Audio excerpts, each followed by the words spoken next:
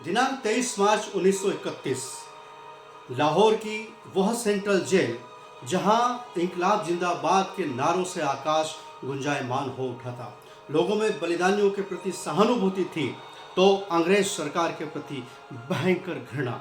हर कोई उस देशभक्त को अंतिम बार देख लेना चाहता था। जो बेचैन थे सभी लोग उनके अंतिम दर्शन के लिए, जो हंसते हंसते चला जा रहा था अपने दो दोस्तों के साथ फांसी के फंदे पर झूलने, जिनका नाम था भगत सिंह, और उनके जो दो दोस्त थे वो थे राजगुरु और सुखदेव।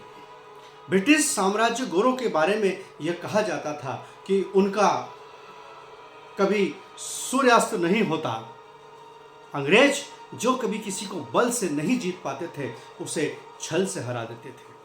भगत सिंह की उम्र 31 साल, इतनी कच्ची उम्र, किंतु इरादों से इतने परिपक्व कि उन्होंने अंग्रेजी शासन की ईंट से ईंट हिला दी। जिन जेल की दीवारों को कैदी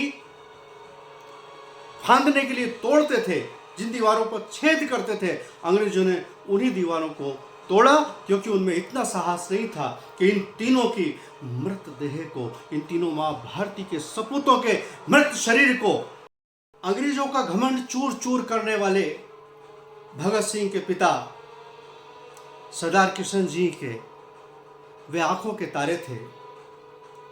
मां विद्यावती देवी का अभिमान थे। आजाद जिन्हें अपना छोटा भाई मानते थे और राजगुरु और सुखदेव जिन्हें अपना मित्र नहीं, अपने जिस्म का टुकड़ा मानते थे। 23 मार्च 1931 को जब भगत सिंह फांसी के फंदे को देख रहे थे तो उसे ऐसा देख रहे थे जैसे कोई आशिक अपनी महबूबा को देखता है।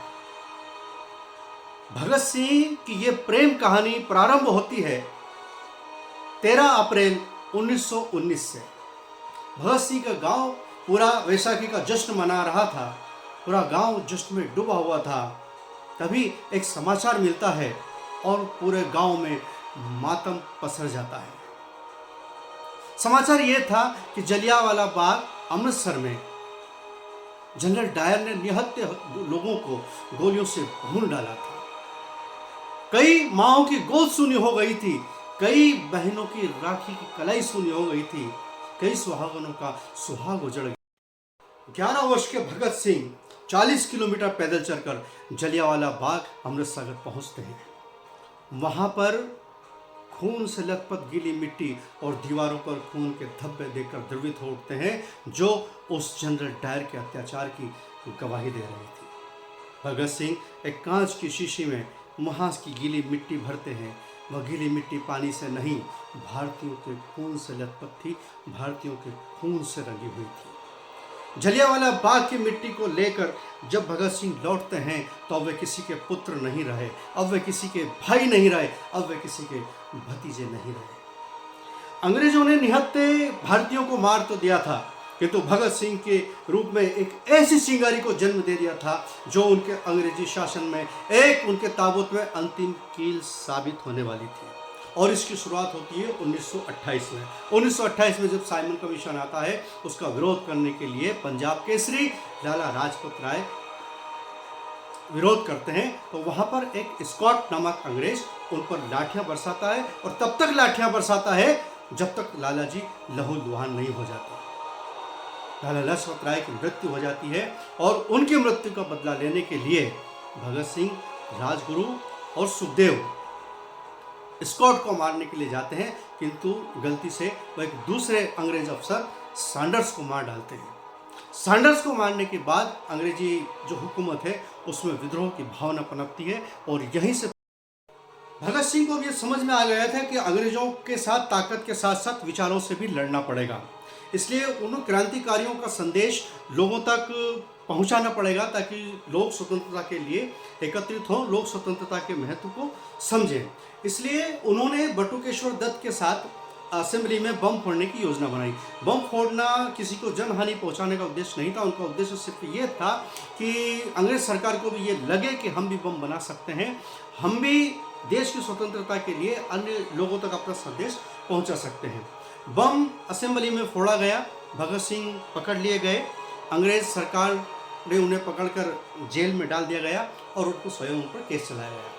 अब भगत सिंह को पकड़कर अंग्रेज बहुत इठला रहे थे। उन्होंने सोचा कि हमने भगत सिंह को पकड़ लिया है, लेकिन वो जानते नहीं थे कि उन्होंने शेर को नहीं पकड़ा है, शेर स्वयं उनके पिंजरे में आया है।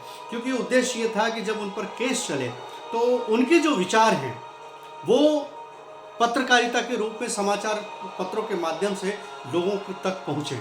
इसका एक बहुत सुंदर छोटा सा किस्सा है। जब उन पर केस चल रहा था तो उनके ही दल का एक व्यक्ति पलट गया और अंग्रेज़ों की तरफ जाकर मिल गया और उन्होंने कहा कि हाँ, हमें तो बम बनाना आता और हमने बम बनाया। तो भगत सिंह ने कहा कि नहीं, इसे बम बनाना नहीं आता। बोले मुझे तो आता है। उसने पूरी प्रोसेस बम बनाने की कोर्ट में बता दी। वहाँ जितने भी पत्रकार बंधु थे उन सब ने पूरी प्रोसेस नोट की और अगले दिन वो सारी समाचार पत्रों में छप गई। तो जो भगत सिंह चाहते थे वो हुआ, जो क्रांति वो जन सामान्य में लाना चाहते थे वह इस उनके जेल जाने के उद्देश्य से अब इस क्रांति को और अधिक पहुंचाने के लिए फिर उन्होंने एक नया पैंतरा लिया और भगत सिंह और उनके जो सारे उनके सहयोगी थे वो भूख हड़ताल पर बैठ गए। 116 दिन तक भूख हड़ताल उनकी चली। उनकी भूख हड़ताल को तोड़ने के लिए कौन सी ऐसी यातना थी जो उन्हें नहीं दी गई। उन पर कोड़े बरसाए गए, बर्फ की सिलियों पर लेटा दिया गया, उनका पानी बंद कर दिया गया, लेकिन वे टस से मस नहीं हुए। उनकी भूख हड़ताल को तोड़ने के लिए अंग्रेज गोरे जबरदस्ती उनके मुंह में पाइप डालकर जबरदस्ती भोजन उनके पेट में पहुंचाते थे। लेकिन आज़ादी के प्रति दीवानगी देखिए इन लोगों की। जो भोजन जबरदस्ती पेट में पहुंचाया गया है उसके ऊपर ये लोग मक्खियां पकड़कर खा लेते थे ताकि उल्टी के रूप में जो भोजन जबरदस्ती पहुंचाया गया है वो बाहर निकल जाए।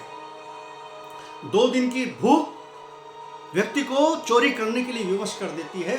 10 दिन की भूख व्यक्ति को कत्ल करने के लिए विवश कर देती है। लेकिन किस मिट्टी से बने थे ये लोग जो महीनों तक भूखे रहे, और इसलिए भूखे रहे कि आप और हम आज इस आज़ादी के सुखद वातावरण में सांस ले सकें।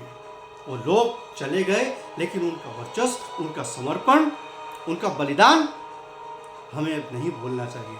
आज के दिन भगत सिंह, सुखदेव और राजगुरु को फांसी हुई थी। आज उनका बलिदान दिवस है। वे जहाँ भी रहें माँ भारती के आश्रय में सुरक्षित रहें और उनका वरदान हम पर बना रहे। आज के लिए सिर्फ इतना ही। भारत माता की जय।